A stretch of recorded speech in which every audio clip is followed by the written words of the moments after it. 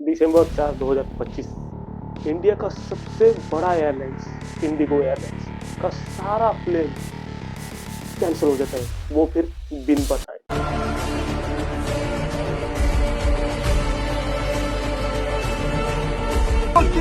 It's your responsibility. Customer को खबर ही नहीं है कि उसका फ्लाइट कैंसिल हो गया। सारे पैसेंजर जाके एयरपोर्ट में पहुंच गए, बट अभी फ्लाइट दिखा रहा है डिस्प्ले में डिले। फ्लाइट डिले दिखा रहा है, बट वो फ्लाइट अनफॉर्चुनेटली कैंसिल हो गए। ऐसे करके 800 से 1000 फ्लाइट इंडिगो ने कैंसिल कर दिया। उसके बाद एयरपोर्ट में जैसे रेलवे स्टेशन जैसे माहौल देखने को मिला।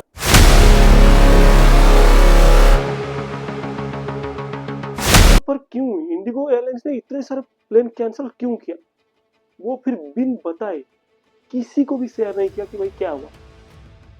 तो बात यह कि डीजीसीए ने एक नया आइन लगाया था, नियम लगाया था, FDTL, flight duty time limitation. जो इसमें है कि जो होते हैं पायलट वगैरह होते हैं और क्रू मेंबर्स होते हैं, उनको टाइम लिमिट दिया जाए, क्योंकि उनको थोड़ा रेस्ट दिया जाए।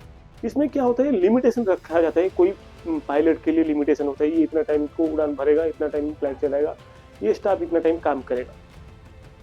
तो बट ये सारे फ्लाइट्स मतलब जैसे कि ये सिर्फ इंडिगो के लिए नहीं था, सारे मतलब जो फ्लाइट जैसे कि स्पाइस जेट है, एयर इंडिया है, फिस्टार है, ये सारे एयरलाइंस के लिए था। बट इंडिगो वालों ने उसके हिसाब से कोई ज़्यादा स्टाफ नहीं रखा, वो स्टाफ में काम चलाने के लिए सोच दिए, जो कि ये क्राइसिस देखने को मिला।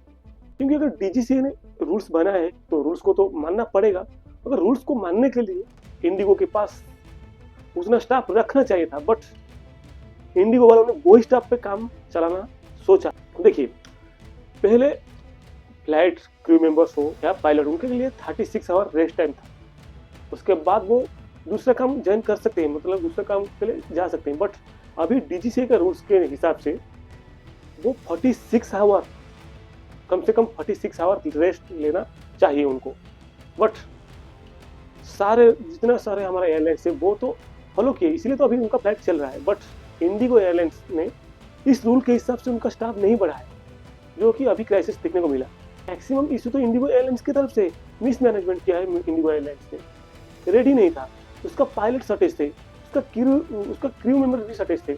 इंडिया में ज़्यादातर जो हाईवे यात्रा होता है उसमें से 70% लोग इंडिगो में जाते हैं, क्योंकि इंडिगो ऐसा इंडिया का एक फ्लाइट मतलब एयरलाइंस है जो कि 70% वो खुद उसका सर्विस देता है। अगर कोई 70% देने वाला एक एयरलाइंस एक दिन बिन बताए ठप हो जाता है, तो देश का माहौल कैसा होगा? भाई, कोई किसी का इमरजेंसी के लिए जा रहा है, कोई किसी का शादी के लिए अटेंड करने के लिए जा रहा है, कोई किसी का मतलब किसी को देखने के लिए जा रहा है, मतलब बहुत बहुत बड़े बड़े फ्लाइट क्यों लेते हैं लोग? शॉर्टेज का टाइम में मतलब जल्द से जल्द पहुंचने के लिए लेते हैं। बट अगर एयरलाइंस, अगर पैसेंजर आके एयरपोर्ट में देखेंगे उनका फ्लाइट डिले, वो सोच जाएंगे हाँ भाई 2-4 घंटे डिले, तो रुक जाते हैं। बट अचानक देखेंगे कि उनका फ्लाइट कैंसिल हो गया है। ऐसा नहीं, 800 से 1000 फ्लाइट कैंसिल हो गई, मतलब 800 से 1000 फ्लाइट में कितना कस्टमर, कितना पैसेंजर होंगे, सोचो उनका हालत कैसा होगा, सोचो। तो डीजीसीए ने इसीलिए रूल बनाया था कि पायलट को थकान कम महसूस हो और वो अच्छे से उड़ान भर पाए, और 36 घंटे के वजह से वो 46 आवर्स रेस्ट ले सके, जिसमें से उनको थकान इतना नहीं लगेगा और अच्छे से वो फ्लाई कर सकते हैं। तो डीजीसीए का ये भी सही नहीं था कि इंडिगो ऊपर इतना दबाव डालना, क्योंकि दबाव किसके ऊपर डाला जाता है? अगर किसी के लिए बैकअप रख सकते हो तो आप दबाव डाल सकते हो। अगर ऐसा एयरलाइंस जो कि इंडिया का 70% हिस्सा लेता है एक फ्लाइंग के लिए, मतलब जो लोग हमारे इंडिया में ट्रैवल करते हैं उसमें से 100 से 70% लोग इंडिगो में ही ट्रैवल करते हैं, अगर उसके ऊपर आप दबाव डालोगे, वो रेडी नहीं है आपका रूल्स मानने के लिए, उसको टाइमिंग ही नहीं दोगे, तो क्या होगा? तो ऐसी क्राइसिस देखने को मिलेगा यार। इसमें से जितना इंडिगो का भाई गलती है, उसमें से डीजीसी की भी गलती है बहुत। ऐसा नहीं है कि किसी का नहीं, दोनों का दोनों ही गलती है। और गलती का नुकसान किसका हुआ भाई?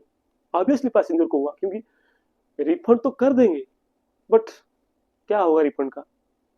जो किसी का शादी में जाने वाले थे, कोई जरूरी काम के लिए जाने वाले थे, उनका जो लॉसेस वगैरह हुआ, उनका जो नुकसान हुआ, उसका भरपाई कौन करेगा?